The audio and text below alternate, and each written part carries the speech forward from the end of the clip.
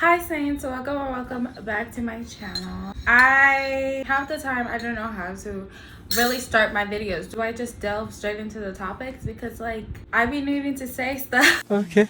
For today's video, we're talking about a film that I watched recently after being bored. There's been so much heavy films that have came out as of late. Everybody is kind of gunning for that Oscar-worthy performance. A lot of shows and TVs have been a little too serious for me recently, and I've just been consuming that shit like it's my bread and butter. I was looking for some romantic comedy, something very, very lighthearted to watch. I just stumbled upon this film. I wasn't even looking for it. I didn't see the trailer for it. I didn't see anything. I didn't even know what this movie was about. I saw a familiar face on the cover and it was just giving the vibes of romantic comedy. I clicked on it and I watched this film and it was very, very nice. It was a really great experience. And also guys, I have a couple questions. Have you guys watched the trailer for Blonde yet? I mentioned this in one of my videos way back, how I feel like Marilyn Monroe, her life, her legacy is being exploited by her estate by having all of these new films, documentaries, investigations, and conspiracies surrounding her untimely death, as well as surrounding a lot of just, her personal life. Why is her therapist coming out and talking about these things? It just feels very, very strange. I saw the trailer for this film. You have to be 17 or 18 or something to watch this film. The rating and it wanting to venture more so into the very explicit nature of Marilyn Monroe's personal life kind of put me off because it felt so exploitive and just demeaning. Why? Is there anything new to really uncover with this film? But Ana de Armas, first of all, she is so fucking beautiful. I fucking stan her. She came out and she made a statement on how the reason why she took this film was because it explored a different side to Marilyn that felt more feminist than any other films that kind of portrayed her legacy. So I'm just going to decide to take her word for it and see what happens. I'm going to watch it, give it a chance when it does come out. I love Marilyn Monroe. I love all the films she's been in. She's an icon. Don't even get me started on how I feel about Kim Kardashian tarnishing her fucking dress. If it truly does, give credence to her life and her legacy, at the end of it, more people love Marilyn than ever before, and it doesn't feel like a cheap exploitation of who she was, then I definitely hope great things for this film. If it can do that, then people finish. It's done. There's other people we can make films about. Let her rest in peace. Please. I have all dark coffee for today's video. I'm trying to train my body to not need sugar when I'm drinking coffee. Way back. way back.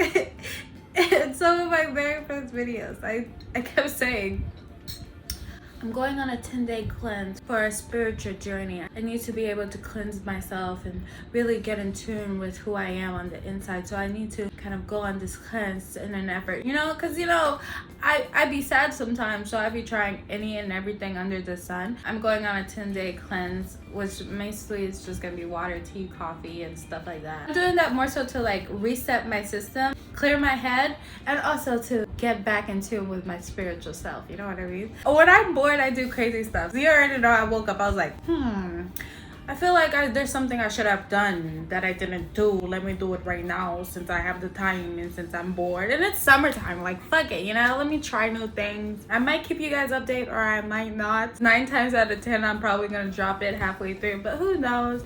I might genuinely feel like this is something I need and go through with it. Because I change my mind every 2.5 seconds. That's just who I am. I'm just here existing, okay? Don't take my word for any and everything. Yeah. Anyways, on to today's video. We're taking a look at a sex comedy / drama starring Emma Thompson and Daryl McCormack. And this film is literally a breath of fresh air. I truly went into this film completely blind. I hadn't watched the trailer. It was late as fuck at night. I was just like, this looks like a great cover. Click, let me watch it. beautiful cast. Emma Thompson is fucking gorgeous. I'm happy to see whatever she's in. Like, if she's in it, I'll automatically know, like, this is gonna be a good film. And Daryl McCormack is fine as hell on the cover, looking so cute. So I was like, yes, I'm fucking watching this. You ain't gotta tell me twice. I pressed it and I was in for an hour and 45 minutes of just brilliance. It really was a really nice film. I'm going to read you guys the synopsis and then I'm going to go over the two main characters. I think I might delve a little bit into spoiler territory, but not too much, because I do think you guys should watch it. But I do want to say, like, some of the things that really impacted me with this film, because there are a lot of important messages that this film addressed when it comes to sex work, when it comes to ageism, a lot of stuff like that that is not something you can necessarily ignore because it's such a big part of the film. Nancy Stokes, a 55-year-old widow, is yearning for some adventure, human connection, and some sex. Some good sex. Hold on. Is this the proper synopsis? Because that's all they said. No, this film is way more than that. Let's read the synopsis instead because it actually kind of tells you a little bit more. Retired widow Nancy Stokes hires a good-looking young sex worker called Leo Grande in the hope of enjoying a night of pleasure and self-discovery after an unfulfilling married life. The entire film takes place over the course of like 3 or 4 meetings, sexual meetings, in which Nancy Stokes invites Leo Grande over. Not invites, pays for his company because she's trying to get adventurous with sex. Before I get into speaking about this film, I just want to say a couple things. Sex should be normalized, like talking about pleasure. It seems as if the act in itself is so taboo sometimes, but everything before and after it is so normalized. Like dating, going to meet each other, meeting people online. Like, if you think about like setting up going to meet a person that you've met online, it sounds fucking crazy, but that's normalized. Like, everything that comes before actually having sex is normalized. Everything after being in a relationship, the potential of being a kid is normalized, but having sex is not normalized, especially when it comes to like women owning their sexual freedom. I feel it's gotten way better. Way better. And it's so weird because like in elementary school, when people came to talk about, like, inform us about us being on our periods, just women's bodies were such a taboo subject, and was like, but men, like, why am I seeing a picture of a dick, but like we don't have pictures depicting the clitoris and all of the important structures of a woman's body? Like, everything before and after having sex just seems to be something that we can go on, we have the knowledge for, but like the act in itself is something like we're really lacking. And human beings, we are designed to want pleasure. It's something we need. It's something that helps us function. It's something that's, you know, healthy relationships that communicate what you want, what you don't like. You can consent, withdraw consent before, during, in the middle of the act. It doesn't matter. Whenever you don't feel something is going right, you can always express yourself and say, no, this is not something I like, this is not something I want. And at the same time, you should be able to communicate, well, when I do want something, this is what I want, this is how I like it. Especially women. Society has made us in this way. We are aiming to please other people and we're not trying our best to please ourselves.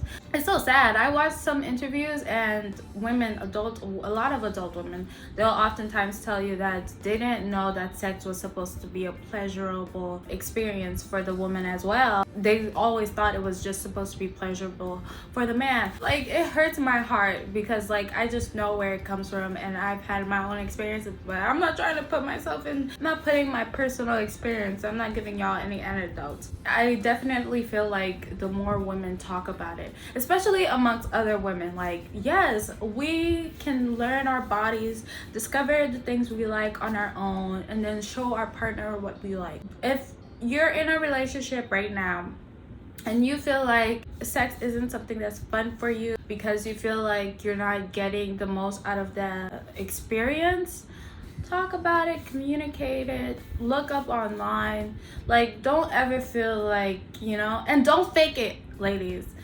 Don't fake it. I know the pressure in that moment, and like sometimes you just feel like that's what you gotta do. But if a person, man or woman, like whatever, whoever you're having sex with, whatever they identify as, I don't give a fuck. When you're in the middle of having sex, if it's not going good, don't moan, don't give them indications, don't let them feel like they're doing the best, because you'll have these people walking around heads held high thinking they're like some sex expert. Okay, anyways, this is delving into a very long tangent. The overall gist of what I basically wanted to say is we should normalize wanting pleasure and how we want to receive pleasure. End of story. So yeah, this film has sex work in it. Leo Grande is a sex worker. I just want to first get into their individual characters. Nancy Stokes is run-of-the-mill, by-the-books lady. She's led a very, very boring life, and she has 2 children. One that she finds to be incredibly boring, and one that she finds have been living a life too exciting for her own personal, for her to take personally. Her husband died, and the most she's ever done was ever have sex with one man, and it was always in missionary style, and it just seemed like a very like the way she was describing in the film, I was like, this sounds awful, this sounds so horrible. It was just like a routine. It was like this allotted time to do this. Like they didn't even give each other head. Like she's never given another person a person head before. She's never received head because her husband has told her these acts are demeaning, these acts are this acts are that. Like he would not eat her cooter cat. I'm like, girl. She even uses this analogy where she feels like her relationship was put in the back burner. It's just like something she kind of forgot about. Like the heat and passion was there, but it was pushed so far back to the point where there was no more excitement, there was no more life, and just genuine pleasure. And then she also mentions how she's never had an orgasm. Like, take a room full of women and you ask them, who here has had an orgasm? Very few people will raise their hand. And will raise their hand. And then you ask them, who here has had an orgasm that was stimulated by another person? Less people will raise their hands. And then the last question should be, who here has had an orgasm by a man? And then it'll be like one person in a room full of 100 people. Like, these are very sad and very relevant topics that we should be discussing, because a lot of times we don't speak about these things. That it just seems like, oh, okay, what, really? Like, I was supposed to orgasm? Like, this is an experience I'm meant to have? Similar to Nancy Stokes' relationship, women sometimes put their own pleasure in the back burner. Stop doing that. Anyways, Nancy Stokes is so charming. First of all, it's played by Emma Thompson. Like, she is so beautiful. Not even beautiful for her age, which is a lot of stuff that people will talk about when it comes to this film. She's just aesthetically pleasing. You can't deny the facts. The facts are there. She has this charm and this wit about her and this sexual naivete. Like, she's so incredibly smart about everything else. She's a teacher. She's very knowledgeable about the English language, and she does have her own faults. She's very strict by the book. She answers the calls whenever her kids call her, you know what I mean? She's very traditional. She grew up in a different era. She has her own beliefs and standards and stuff like that. Paying for sex is the last thing you would have expected someone like Nancy Stokes, of all people, to be doing. But she has this cuteness to her, and that she doesn't know anything about this. Like, this girl is so nervous. She even makes a list. She don't know what to do. She's never done this before. She's so nervous. She feels a little bit insecure. She's always apologizing. She's such a kind person. You can tell, like, she's genuinely a caring person who, really wants to establish a lot of things when it comes to whoever she's with. So this is just like out of the norm for her. Like, this is not something she would have expected in herself. Like, even she is surprised by the fact that she's doing this, but she decided to take this leap of faith. She's like, you know what, I had a very boring life, more boring marriage with even more boring sex. Like, I need something to spice it up, and she pays Leo Grande. So let's talk about Leo Grande. Leo Grande is fine as fuck. Leo Grande is so fine, and it's not just that he's aesthetically pleasing, but he plays his part as a sex worker like a literal career. And I like that avenue that they decided to take with it, that he takes this something seriously. He says he works out because this is what his customers, his clients like. They kind of discuss how when he doesn't feel safe, blah blah blah blah blah. Although I don't think they specifically talk about like protection and condoms and stuff like that. I feel like a big part of the film should have discussed that as well. If you're gonna talk about sex, immediately after should be the discussion about protection and the possible consequences. You know what I mean? Like, it should be both sides of a coin. He knows how to do all these things. He knows how to make all these cocktails. He's a very classy guy and he's very respectful. Like, he plays a sex worker as if like, you know what, I gotta check into my corporate office and do this task that I'm put forward to do. But he likes to do that. This is something he's passionate about. Throughout the film, it was just so interesting to me because like when you see the dynamics of males and how they treat prostitutes, it's always so cheapened. It feels like they're preying on them, like the way they kind of portray it in a lot of films, and you can't tell me that's not the truth. It just always feels nasty and disgusting. But the way they portray it in this film, it's truly a transaction. It's truly a mutual agreement. Throughout the film, Nancy Stokes is always kind of asking him, is this something you really like to do? Like, it's so sad because like as women we've been like, oh, we can't want this thing, so when we do want this thing we feel bad that we want it, to the point where we're apologizing even though the other person is explicitly. Leo Grande is literally like, girl, let me eat that cooter cat, girl. Like, come here, come get this work. I want to give you this work. Plus also like this is his job, and you know what I mean, this is what he put himself in a position to do, even though this is what he wants to do. Multiple occasions she tells him in their first meeting, in their first coming together, like, you can leave if you want to. You don't have to have sex with an older woman, like if this is something you're not comfortable with. But Leo Grande is so experienced. He understands that different clients want different things, and he's very patient with her. Like, he treats this like an actual job. And I'm like, they don't discuss how much she's paying him, but I'm assuming a lot because she does mention several times that he's incredibly expensive. But I'm like, yes, I see why he's incredibly expensive.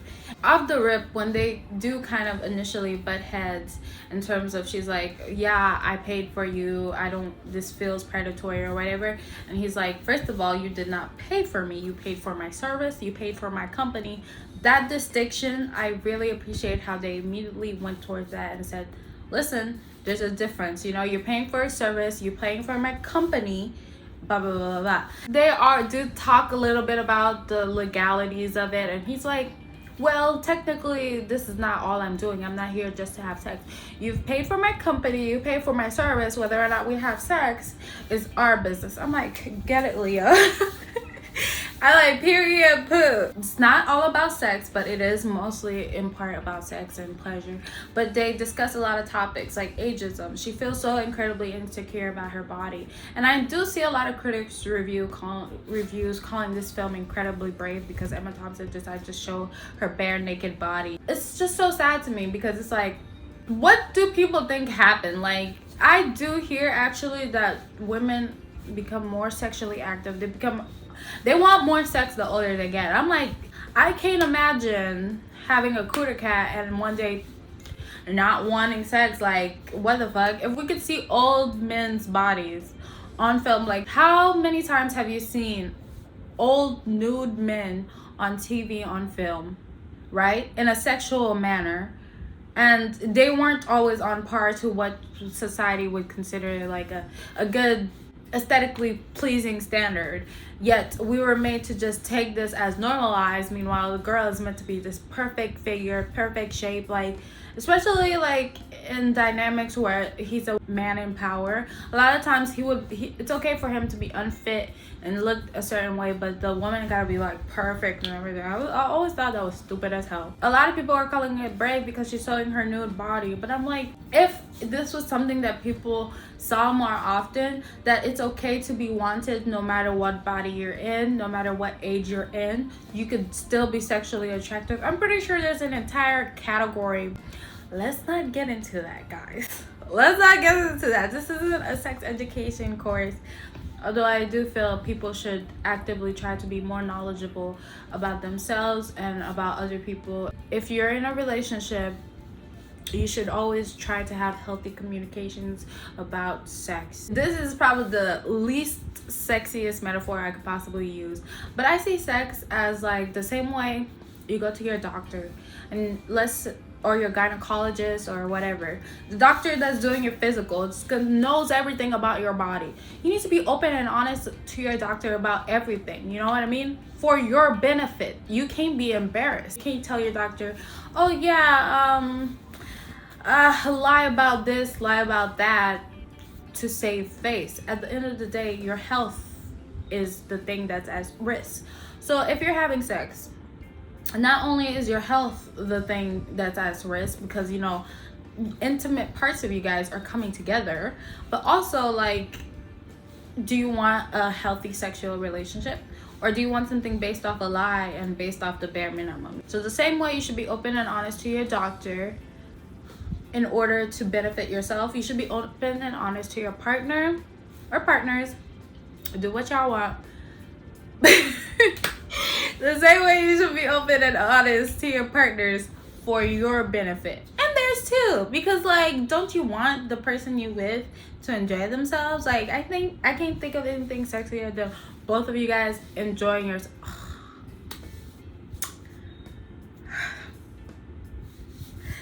Let's get back to this film. They talk about her being older and she's routinely apologizing for it, and it's something she has to learn to be comfortable with. The only thing I kind of hated about the film is that in an effort to help her come to the realization that she's very beautiful and that she should feel comfortable in her own skin. I'm not saying it's not okay to have insecurities, but I'm just saying in general, like, I mean, you only got one body, and you've been in your body for 55 years. If you cannot give a fuck about other things, I think at one point you need to not give a fuck about, well, you should give a fuck. You should care about your body, but at one point you shouldn't care what other people think too much, because like, damn, you've lived in your skin long enough. Like, try, you know. The only thing I kind of disliked was that in an effort to help her get more comfortable in her skin and in her body, Leo Grande kind of helps her, kind of guides her a little bit along that realization. I wish there was more so a self-realization for her, although parts of it is, especially towards the end. I do wish she played a greater role in it, but I mean, like, they both kind of lend a hand in helping each other discover something. So I guess it's kind of makes sense that, you know, the same way he's helping her kind of get more comfortable in her wanting to have sex and stuff like that, is the same way she kind of helps him get more comfortable and being proud of his career path. He's proud of it personally, but he feels ashamed in that he doesn't share it with his mother and his siblings. That's kind of the dynamic of the film. It's just two souls still lacking in certain areas coming together in this way. It's not more so a romantic relationship. Like, at the end of the day, it's still just a transactional relationship. The dialogue was just so incredibly impressive. Their chemistry, it was so beautiful. Like, they have amazing chemistry. Like, I found myself blushing and looking away at certain points. I was like, oh my god. Emma Thompson is so fucking cute. Like, there's this one scene where she's trying to give him a blowjob, and I think it spans like, what, 15 minutes of her just trying to give this man a blowjob, but she's too in her head a lot of times about it. It's just to have a lot of really great scenes that I think you guys, if you're of age, because this film is rated R, if you're of age, should be able to watch and really enjoy. I appreciate this film, and I do say it's a breath of fresh air. One, it doesn't feel like it's being hammered in my head, like these messages about sex work should be normalized and people should be comfortable wanting pleasure. Ageism should be eradicated. Why is it that we're dismissed at a certain age? Why is it that at a certain age we're seen as less human? Like, part of being human is wanting these human desires. Like, it's not my fault I'm a human being and I want sex. Like, you know what I mean? You should want to have pleasure, and it's okay to consider how much pleasure plays an effect in just our everyday lives. Like, have you ever had some really great sex and then you went outside and like the sun is brighter?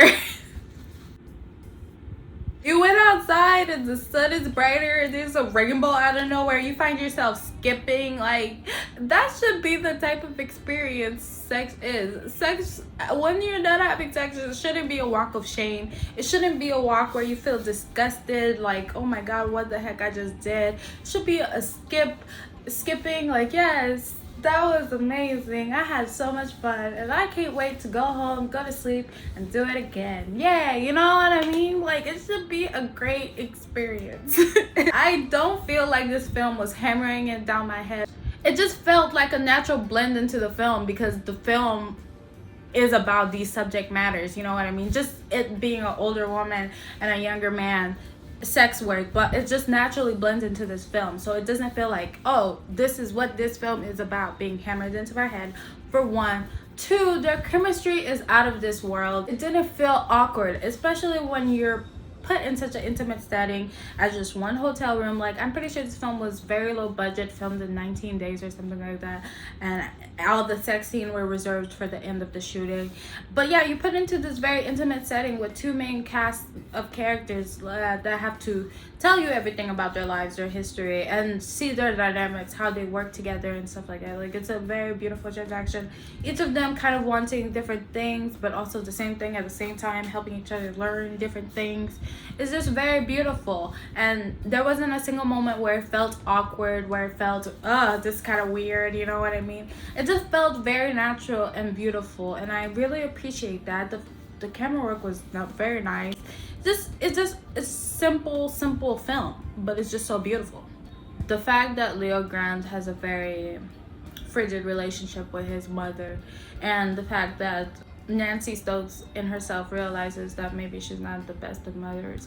The fact that these characters actually grow and learn in the end. Like, there's something to be learned there beyond just, you know, what they were meant to learn in the first place. Like, beyond just, you know, sex. Literally, like, the majority of the film, there's, like, no sex or sexual activities. It's more so the discussion and the leading up to it and the accepting of it and the enjoyment of it, you know what I mean? I think I covered most of the things for this film. Like, it's just two characters. I definitely think you guys should check this film out. It has a lot of very relevant topics, and I know I didn't really go too in depth with some of these topics. Like, I know it's more complex than meets the eye. Normalizing any and everything is way more complex than whatever we may think it is. But if we start opening that discussion, if we start seeing things that allow people to think about these things, then we can, you know, get to a point where it's not like, oh, don't ever talk about this thing that happens. Oh, don't do this thing that people actually do, you know? And it becomes more so, if you're gonna do this, consider this, you know what I mean? I feel like it opens doors for that type of conversation to be had. Yeah, and like, no matter how old you are as a woman, get your fucking freak on, you know what I mean? I really appreciate this film. I definitely feel like anyone can watch it. Like, I'm 22 and I watched this film and I loved every single second of it. I enjoyed every single minute of it, and at the end I felt like I learned something. So yeah, and I felt at the end of this film, and I don't know if this is a spoiler or not. This is not a spoiler. At the end of this film, I felt like, yes, bitch. That's how I felt at the end of this film. And also I felt like, yes, Leo, you killed that. I'm proud of you. So yeah, that's it for today's video, guys. You know what's so crazy? I made my coffee and I didn't take a single sip of it. Oh, I need to get my life together. That's it for today's video. I hope you're having an amazing day, evening, or night, wherever you are. I hope the vibes are good. Bye, guys. Oh, and also I hope you guys are having an amazing and pleasurable summer. Bye, guys.